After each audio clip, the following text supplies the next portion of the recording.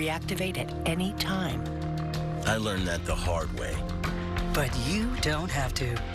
Talk to your healthcare provider today. Want to get more done with one sheet? Grab Bounty. While ordinary brands can't hold up, one sheet of Bounty keeps working even when wet. Can your paper towel do all that? Bounty, the quicker picker-upper. You have a fanciful imagination for a gumshoe, don't you? Yes. Carrie Preston stars in Elsbeth. All episodes now streaming on Paramount+. It's Mike Coulter. And Rachel Keller. Our show is about a small law firm taking on Silicon Valley tech companies. Cupertino, coming this CBS fall.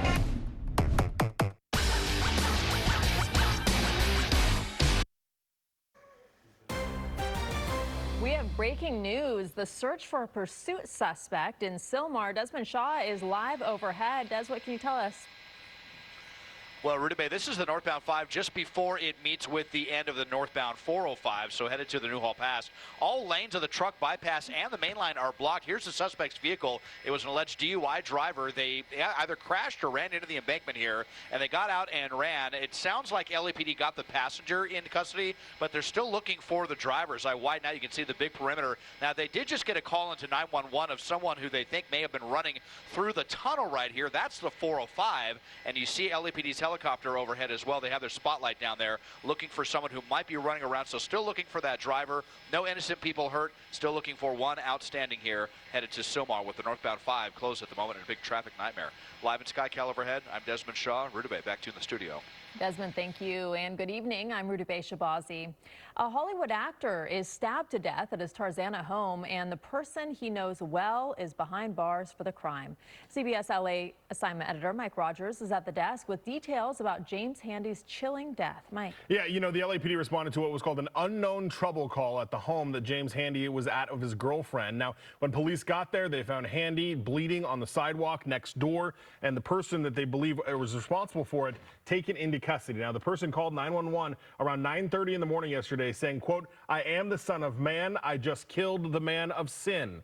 The person he's referring to is 81-year-old James Handy, a well-known Hollywood actor. Arrested and taken into custody in this case is a 44-year-old man who is believed to be the son of the long-term girlfriend of James Handy. Exactly what prompted everything, why this all happened is unclear. We'll show you some video here. Handy most recently in a Paramount Pictures show, movie, Top Gun Maverick. He played the bartender Jimmy here in this situation. He has a long list of credits on IMDb, over 150 for various guest roles in shows and supporting actors in movies and things like that, but has been in the acting world for quite some time. Here's a couple more of these. Now, the person they took into custody, Michael Gledhill, has been arrested. He is being charged with the murder right now. He has yet to be officially charged by the DA's office, though I'm told the case is under review and he could be in court as early as tomorrow afternoon. But right now he is being held with a $2 million bail as they work to figure out exactly what all happened here. But as you heard moments ago, the person that they believe is responsible for this called into 911 himself. When officers got there, they found Handy bleeding on the sidewalk,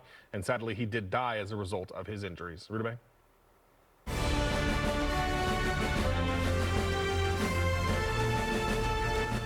A new batch of votes tonight in 2 critical races, but we still don't know who's advancing to November in the governor's or the LA mayor's race. CBS LA political reporter Tom Waite is here with the latest results and where those races stand tonight. Tom.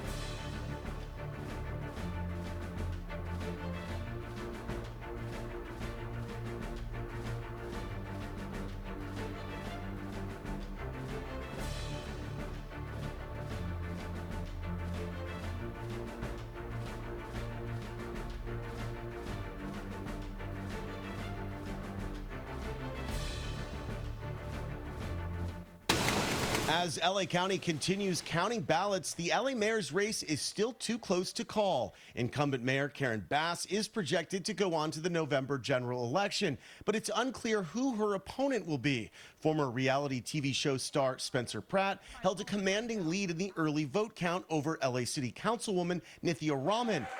But Raman is gaining as elections officials count mail-in ballots and ballots that were dropped off on Election Day. Election data expert Paul Mitchell. Spencer Pratt has been losing share of the vote with every one of these new ballot dumps, and we expect that to continue. The question is, will he drop? Will Nithya Raman rise?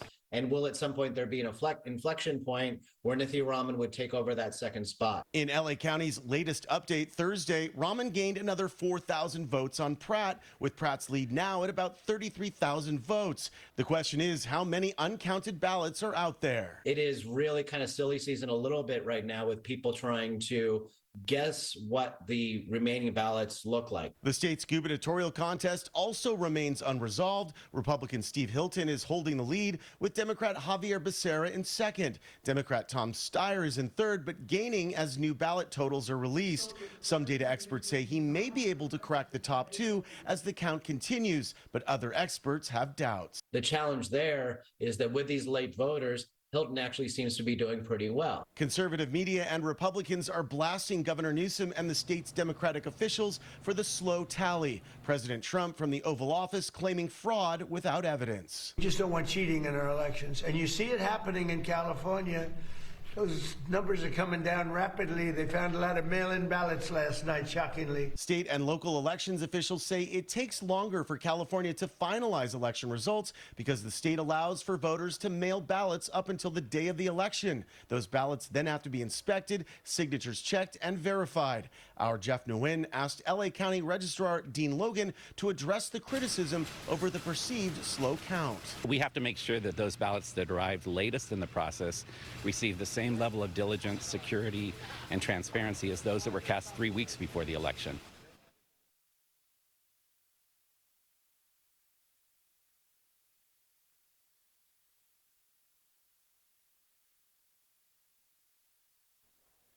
Tom, thank you. So far, more than 5.5 million ballots have been counted. The Secretary of State estimates there are another 3.6 million to go. Stay with CBS LA for the latest on the LA mayor's and the California governor's race. And you can find a full list of election results at cbsla.com. Garden Grove's chemical tank cleanup is delayed. Tonight, city leaders and residents are demanding answers from the aerospace company. CBS LA's Nicole Comstock has their calls for accountability. Neighbors who came out to this meeting tonight say it is not enough for this aerospace company to simply pay fines or pay people for their troubles. They want to make sure that this never happens in their neighborhood again. And many believe there's only one way to make sure of that. Nobody wants to go through this again. The only way that we can ensure that is to get rid of the massive vats of volatile, hazardous, explosive chemicals. Tonight in Garden Grove, residents told the city council to exercise their land use authority to force the closure of GKN Aerospace, the company at the center of the chemical tank emergency that forced tens of thousands of people out of their homes for almost a week.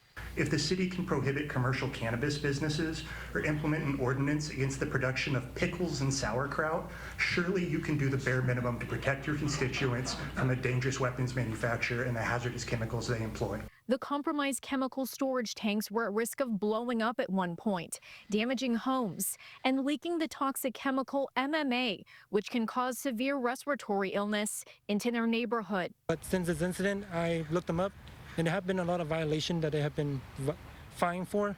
Some residents argue because GKN has a history of safety violations that they believe amount to corporate negligence. Paying more fines or compensating families isn't even a slap on the wrist. Just shut them down, because if they're irresponsible about how they operate, what they're operating, then they shouldn't be allowed to operate. The community should not be left to absorb the consequences of this incident without answers, support, and a clear commitment from GKN to prevent future harm. The city council ultimately voted to send a letter to GKN, demanding they send a representative to a future council meeting with sufficient answers. Sending a letter to GKN to attend is, I think, bare minimum. Accountability is not a corporation paying money after a disaster it's caused. It means confronting the pattern that made the disaster possible. And GKN announced on Wednesday that it's already paid $3 million into a community relief fund that's been established for people impacted by this chemical tank crisis. That amounts to about $500 per qualified person or business. Reporting in Garden Grove, Nicole Comstock, CBS LA.